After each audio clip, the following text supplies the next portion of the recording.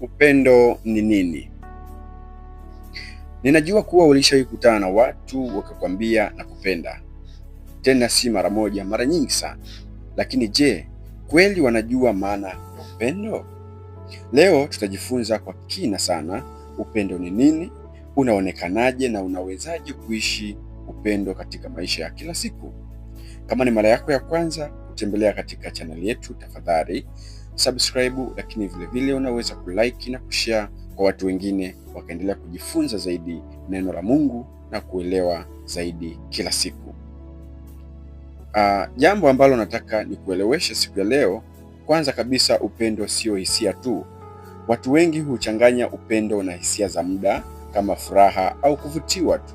Ndio maana unakuta mtu anakwambia nimevutiwa na mtu fulani, lakini si upendo uliopo ndani yake.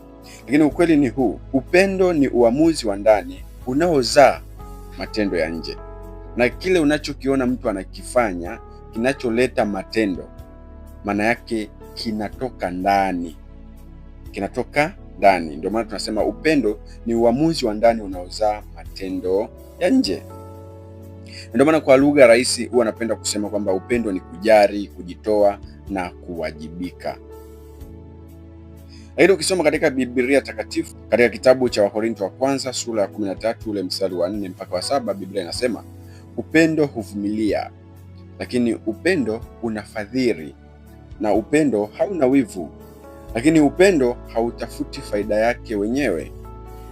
Hii ina maana gani kwa vitendo? Kwa mfano, kama mtu anakosea na bado unachagua kumsamehe, huo ndio tunaoongelea ni nini? Ni upendo. Yaani unakuta mtu kakukosea kiasi cha kukasirisha, yaani yale makasiriko makubwa sana, lakini bado unachagua kumsamehe, maana yake huo ndio upendo tunaoongelea. Lakini vile vile kuna ile unajikuta unamsaidia mtu bila kutarajia malipo, jambo ambalo katika dunia leo ni jambo gumu, ambalo kila mmoja anapotaka kumsaidia mtu, maana yake kuna faida au kuna malipo ambayo anatarajia kuyapata kwake, na huo ndio upendo wa kweli. Sasa tutaongelea upendo wa Mungu, tutaongelea upendo wa kifamilia na upendo wa kimapenzi. Katika upendo wa Mungu huwa tunaita upendo wa agape. Maana yake ni nini? Huu ni upendo wa kujitoa bila masharti. Lakini upendo wa kifamilia, naweza nikachukulia mfano wa mzazi anapomlea mtoto. Yaani hata kama mtoto ni mgumu, haelewi, ana tabia mbaya, lakini mtoto huvumilia. Hata kama mtoto ni mgonjwa, anaumwa kila siku, lakini mzazi huvumilia. Manake huo ndio upendo wa kifamilia. Mzazi huonesha upendo kwa mtoto wake, hata kama mtoto ana changamoto fulani ambazo zimeshindikana kwa jamii nyingine, kwa watu wengine wa nje, lakini mzazi huzivumilia zile changamoto. Manake huo ndio upendo wa kweli. Mzazi hawezi kumtupa mwanae. Lakini kwenye upendo wa kimapenzi, hapa ndipo watu wengi hukosea. Maana yake wanategemea hisia peke yake, lakini upendo wa kweli wa kimapenzi lazima uwe na vitu vitatu. Na jambo la kwanza, lazima kuwepo na heshima, na jambo la pili kuwepo na uaminifu, na jambo la tatu uwajibikaji.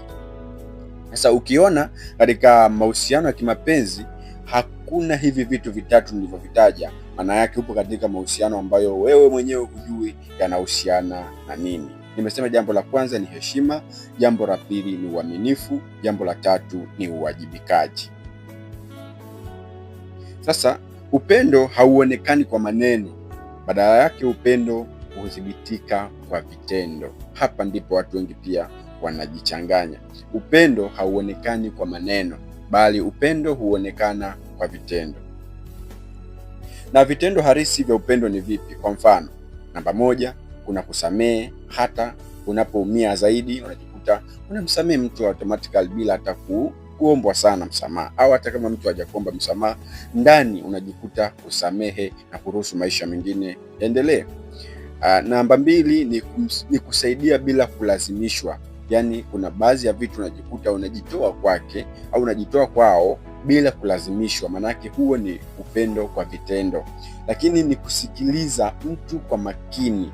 Unajikuta ni mtu wa kusikiliza kwa makini, alafu then unatoa maamuzi ambayo yako sahihi. Kusikiliza kwa makini pia ni upendo kwa vitendo. Lakini namba 4 ni kuwepo wakati wa shida. Lakini namba 5 ni kusema ukweli kwa nia njema. Sasa hapa nitatolea mifano kadhaa ambayo itatuweka wazi kuelewa upendo ambao ninauzungumzia, upendo wa vitendo, upendo ambao utazirika kwa vitendo. Maana yake pengine ushakutana na watu ambao wakakwambia nakupenda, lakini hawawezi kukusaidia wakati una shida. Lakini ukikutana naye anakwambia mimi nakupenda sana, akikupigia simu nakupenda sana, akikutumia message I love you so much, but ukiwa na shida si mtu ambaye anajitoa au anajiweka karibu na wewe. Maana unaweza kumpigia simu, nina shida na kitu fulani, lakini hahusiki na ile shida yako. Manake huo sio upendo, ni upendo wa maneno usiokuwa na vitendo, na haujawahi kuwa na nguvu, na huwa unaishia njiani. Kwa hiyo upendo wa kweli unahitaji gharama. Upendo wa kweli, unaposikia upendo, unahitaji kugharamia, na ndio maana Kristo Yesu wakati anateseka msalabani na hadha zote na shida alizozipitia, maana yake alikuwa analipa gharama. Lakini upendo wa kweli si rahisi, kitu ambacho nataka ukifahamu. Yaani upendo wa kweli sio kitu cha kawaida, sio kitu ambacho kila mmoja anaweza bila kujitoa, bila kujikana. Badala yake upendo wa kweli huwa unahitaji vitu vifuatavyo. Namba 1, upendo wa kweli unahitaji subra. Upendo wa kweli pia ni kujikana, na ndio maana nimesema sio rahisi, unahitaji kujikana. Yaani kujikana ni kujitoa sana, ni kujikataa wewe na ufanye vitu vya umpendaye. Unajinyima wewe, lakini unamfanyia yule ambaye unampenda, unawafanyia wale ambao unawapenda. Ni wewe ambaye pengine unaweza kuwa na kitu kidogo, lakini kwa sababu unapenda sana yule unayeishi naye, unapenda sana wale unaoishi nao, unapenda sana mtu ambaye uko naye kwenye mahusiano, unajikuta unatoa. Maana yake ni kujikana, unatoa kwa ajili yao, kwa ajili yake, au kwa ajili ya unayempenda. Lakini upendo pia unahitaji nidhamu ya moyo. Ndio maana watu wengi wanaanguka, wanataka kupendwa tu, lakini hawataki kujitoa. Unakuta mtu yeye kadhi yake anataka kupendwa, lakini si mtu wa kujitoa kwa ajili ya kulipa gharama ya upendo. Kumbuka nimesema kuwa upendo unahitaji gharama. Kwa hiyo upendo sio maneno peke yake, ni maisha na sio hisia. Lakini vile vile upendo ni maamuzi ya kutoka ndani na si kuchukua tu na kutoa. Vile vile upendo ni kutoa. Sasa swali kwako wewe ambaye umekuwa pamoja nami tangu mwanzo wa hii video, je, wewe unaishi katika upendo wa kweli au unasema tu nakupenda, na huyo mtu ambaye uko naye unamwambia nakupenda, lakini hauna maisha halisi yanayoashiria kuwa upo katika upendo wa kweli? Je, unaishi na mtu ambaye anakwambia kila siku nakupenda, lakini hajawahi kukutendea vitu vinavyoweza kukuonesha kuwa ni kweli upo katika mahusiano ya kweli? Vile kama umejifunza kitu, unaweza kulike na kushare na kusubscribe kwenye chaneli yetu ya Pastor Emmanuel Tofiro, ili uendelee kujifunza masomo ya maisha na imani, na uweze kukua kimaisha na kiimani zaidi.